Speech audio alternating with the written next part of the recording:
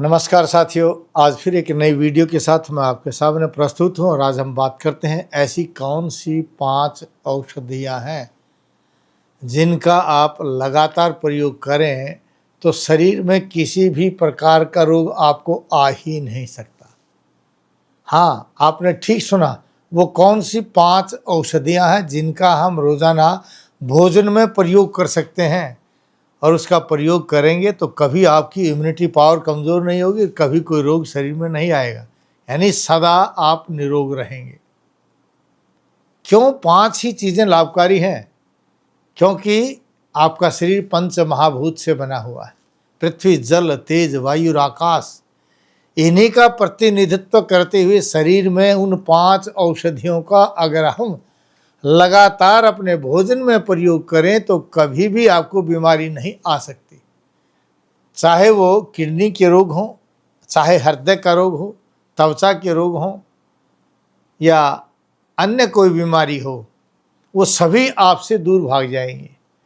मैं वो आयुर्वेद का रहस्य जिसको पढ़ करके, जान करके, अनुभूत करके हमारे ऋषियों ने हमें बताया कि अगर इन 5 चीज़ों का आप लगातार प्रयोग करते हैं भोजन के साथ में तो कभी आपको बीमारी ही नहीं होंगी। जीवेम श्रद्धा सतम शृणुयाम श्रद्धा सतम प्रबरवाम श्रद्धा सतम अदीनाशाम श्रद्धा सतम भूयस्स श्रद्धा सतातः, कि आप 100 वर्ष तक लगातार जिए, स्वस्थ जिए, अपने कानों से सुने, आँखों से देखें और आपको किसी प्रकार का रोग पैदा ना हो। वो अद्भुत 5 जड़ी हैं जिनको मैं बताऊंगा। ध्यान से सुनिए इस वीडियो को शुरू से लेकर अंत तक। अगर आपने जैसे मैंने बताया ऐसे अगर आप प्रयोग करेंगे तो निश्चित रूप से आप कभी रोगी नहीं बनेंगे। इन्हीं जड़ी बूटियों के आधार पर तो आयुर्वेद कहता पथ्य सेविनः किम भेषजम, कि अगर आप परहेज से रहोगे तो औषधि की आवश्यकता ही नहीं है। अपथ्य सेविनः किम भेषजम, और बद परहेजी करेंगे तो कोई औषधि काम नहीं करेगी। यानी ये आपकी भोजन की व्यवस्था में अगर 5 चीज़ें रोज़ाना मिला ली जाएं और उसका प्रयोग कर लिया जाए तो आप कभी रोगी नहीं बन सकते। हाँ, कोई भी रोग आपको नहीं आएगा। जिसको आप असाध्य रोग कहते हैं, चाहे वो कैंसर हो, शुगर हो, सर्वाइकल, माइग्रेन, बीपी, एसिडिटी, कब्ज, मोटापा, गठिया या सोराइसिस, स्वेतर कुष्ठ जैसे सूखा एक्जिमा, गीला एक्जिमा, जितनी बीमारियां आप सुन रहे हैं, चाहे वो चश्मे चढ़ना है या फिगर फीचर्स बनना है, गंजापन होना है या बालों की सफ़ेदी, कोई भी ऐसी बीमारी नहीं जो अगर आप 5 प्रकार के इस भोजन का प्रयोग करें आपको परेशान कर दे। कोई ऐसी चीज़ नहीं जो आपको इमरजेंसी में पहुंचाएगी, क्योंकि ये आहार की एक व्यवस्था है। और इस भोजन के साथ अगर आप रोज़ाना इन 5 चीज़ों का प्रयोग करते हैं तो आप अवश्य ही दीर्घायु बन सकते हैं और स्वस्थ रह सकते हैं, समृद्ध रह सकते हैं। उनमें से पहली एक औषधि है जिसको कहते हैं हर्ड़। आप हर्ड़ का प्रयोग कैसे करेंगे, कब करना चाहिए और कैसे करना चाहिए, ये आप इस वीडियो में ध्यान से सुनिए कि हर्ड़ का प्रयोग हमें कब करना चाहिए। इस प्रयोग करने से पहले हमें ये जानना जरूरी है कि हर्ड़ जो है इसका नाम हर्ड़ क्यों पड़ा। संस्कृत में इसको हर्ति कहते हैं, हर्ति रोगानिति हर्ड़ः, जो शरीर के सभी प्रकार के रोगों से आपको मुक्त कर दे उसको हर्ड़ कहते हैं। जिस तरह से माता के गर्भ में बच्चा सुरक्षित होता है उसी तरह से हर्ड़ भी माता की तरह काम करती है, इसको माता भी कहा गया है।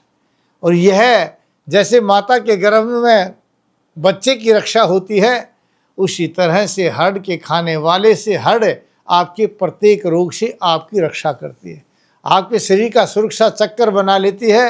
ये हर्ड़ होता है, इसको हर्ड़ कहते हैं। ये बड़ी और छोटी और काली 3 प्रकार की है। जो आम हमें प्रयोग करनी चाहिए वो बड़ी हर्ड़ है, जो बचपन में बच्चे को घिस करके दी जाती है, अगर बच्चे को कब्जी हो जाती है तब दी जाती है। और उससे दूसरी हर्ड़ जो रोज़ाना सुबह सुबह उठते ही चौथाई चम्मच पानी के साथ अगर प्रयोग कर ली जाए, ये त्रिदोष गण है, तीनों प्रकार के दोषों का शमन करने वाली।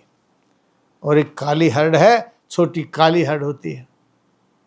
इस काली हरड़ को अगर अरंड के तेल में भून करके इसका प्रयोग कर लिया जाए, रात को सोते समय गर्म पानी के साथ, ये कभी आपको कब्ज नहीं होने देती। ये तो बात है बीमार होने के पश्चात, लेकिन मैं चला था इस बात को बताने के लिए कि हरड़ का भोजन में कैसे प्रयोग करना चाहिए और कब करना चाहिए। तो ध्यान से सुनिए इस वीडियो को। रोज़ाना सुबह उठते ही हरड़ का प्रयोग आपको पानी के साथ करना चाहिए और इसका प्रयोग कर लीजिए। इस हरड़ से आपकी डाइजेशन पावर बढ़ेगी, रक्त संतंभता बढ़ेगी, आपके हड्डियां मजबूत होंगी, आपका नर्व सिस्टम मजबूत होगा, आप डिप्रेशन नहीं बनेगा। और इसी हरड़ का ऐसे प्रयोग करने से आपके शरीर के अंदर जो त्वचा के विकार है, यानी रक्तजन्य जो दोष हैं, वो कभी बन नहीं सकते। इस हरड़ का प्रयोग करने से आपको अगर पेशाब ज़्यादा आता है, वो पेशाब कंट्रोल हो जाएगा। कई बार लोग कहते हैं कि पेशाब कंट्रोल नहीं होता, अपने आप निकल जाता है, जब तक बाथरूम तक जाते हैं गीले हो जाते हैं।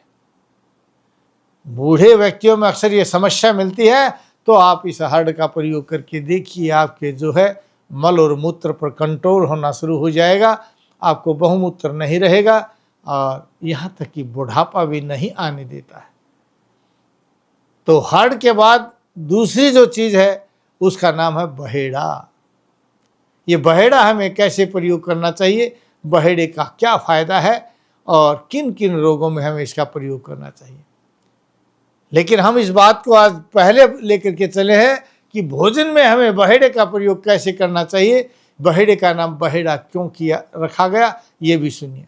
विभयम अभयम करोति इति, विभयम अभयम करोति इति विभीतिक बहेड़ा। विभयम अभयम, जो आपको रोगों के भय से मुक्त कर दे, उसका नाम है विभीतक, उसका नाम है बहेड़ा। और वो बहेड़ा आपको भोजन के तुरंत पहले लेकर के भोजन करना चाहिए। भोजन करने के तुरंत पहले चौथाई चम्मच बहेड़ा को लेकर के भोजन कर लीजिए, तो यह बहेड़ा आपको रोगों से मुक्त करेगा। त्रिदोष घन है आपके शरीर के अंदर। कसाय रस के कारण ये कभी शुगर नहीं बनने देता, अपने लघु सुपाच्य और इसमें मधुर रस होता है, उस मधुर रस के कारण आपकी धातु में पोषण का कार्य करता है और तिक्ता होने के कारण ये आपके पेट को साफ करने में आपका सहायक होता है। इस तरह से आप बहेड़े का प्रयोग रोज़ाना करें तो ये बहेड़ा आपको कभी भी किसी भी प्रकार के रोग को से मुक्त बनाएगा, यानी रोग आपके पास नहीं आने देगा। और तीसरा जो है वो है आंवला। आंवला हमें कब प्रयोग करना चाहिए, कैसे भोजन में प्रयोग करना चाहिए, आज इस बात पर चर्चा है।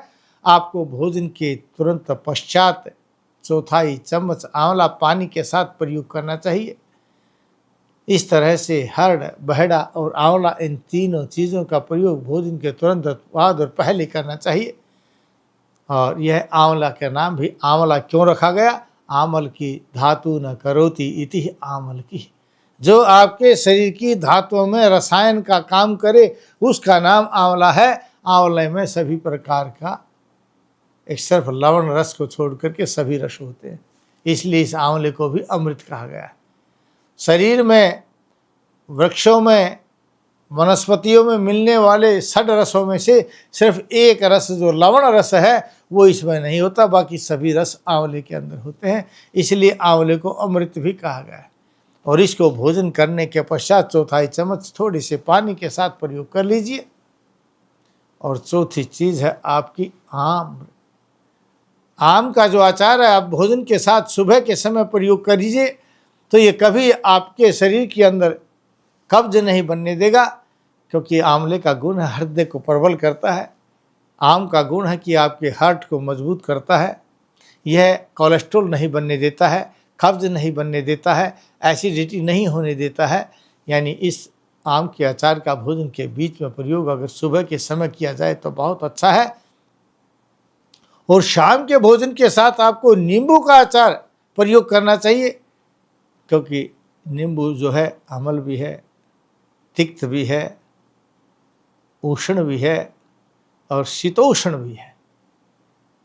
यह आंवले का अचार अगर आप शाम के समय रोजाना प्रयोग करते हैं तो आपके बालों को सफ़ेद नहीं होने देगा, गंजापन नहीं आने देगा, चश्मा नहीं चढ़ेगा, आपको विटामिन सी की कमी नहीं होने देगा, आपके पैरों की जलन और झंझनाहट को दूर करेगा, आपके सुनपने को दूर करेगा और सुबह सुबह या रात को दोपहर के रात्रि मध्य रात्रि के बाद शरीर में जो घबराहट बेचैनी बनती है, पसीना आता है, सुबह सुबह जो थकावट होती है, उसको ये दूर करने में आपका सहायक होता है।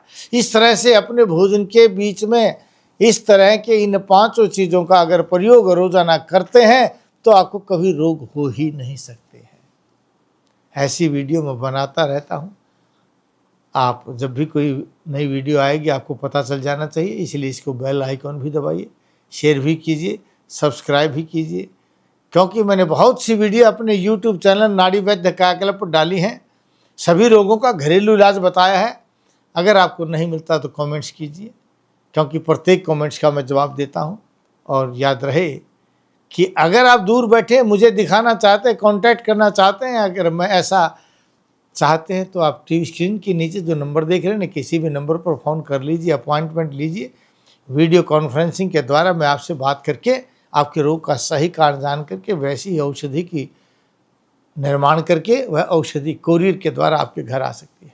नहीं तो रोहतक में मैं रोज़ाना सुबह बैठता हूँ, आप रोहतक आकर के अपनी नाड़ी दिखा सकते हैं। नाड़ी दिखा करके अपने रोग का सही कारण जान सकते हैं। कारण को आप दूर कर देना, रोग को हम भगा देंगे। पथ्य सेविना किम भेषजम, अपथ्य सेविना किम भेषजम। परहेज से रहेंगे तो औषधि की आवश्यकता ही नहीं पड़ेगी। यानी ये परहेज है कि आप भोजन के साथ इन 5 चीज़ों का रोज़ाना प्रयोग करेंगे तो आप कभी रोग से ग्रसित हो ही नहीं सकते। पर ये ध्यान रहे, अगर आप चपाती बना रहे हैं तो 5 किलो गेहूं के अंदर 2 किलो चना और 1 किलो जौ होना चाहिए। और चावल का अगर आप प्रयोग करना चाह रहे हैं तो मोटा चावल होना चाहिए, खीर वाला चावल होना चाहिए, शाली चावल होना चाहिए। मोटे चावल का अगर आप प्रयोग करते हैं तो यह मोटा चावल जिसमें चिकनाई होती है, स्निग्धता होती है, यही आपके लिए बल्ले का काम करेगा। जो और दूसरे जो लंबे पतले बहुत प्रकार के आजकल चावल चल रहे हैं जो कब्ज पैदा कर देते हैं, जिनमें खुश्की होती है, उन चावलों के प्रयोग करने से मोटापा बढ़ेगा। इसलिए सही भोजन करने के लिए हमारी वीडियोस को देखिए, हम आपको बताएंगे कि आहार में किस चीज़ का कैसे और किस समय प्रयोग करना चाहिए। जय भारत, जय भारती। नाड़ी परीक्षण कराने के लिए वैद्य जी से मिलिए रोजाना रोहतक में गली नंबर 5 विनय नगर, हुड्डा सेक्टर 1, दूसरी पुलिया के सामने मेन दिल्ली रोड, और दिल्ली में महाराजा अजमेर भवन, अध्यापक नगर, नजदीक नारायण धर्म कांटा, नागलोई। अधिक जानकारी के लिए संपर्क करें 8595299299 या 7428299299।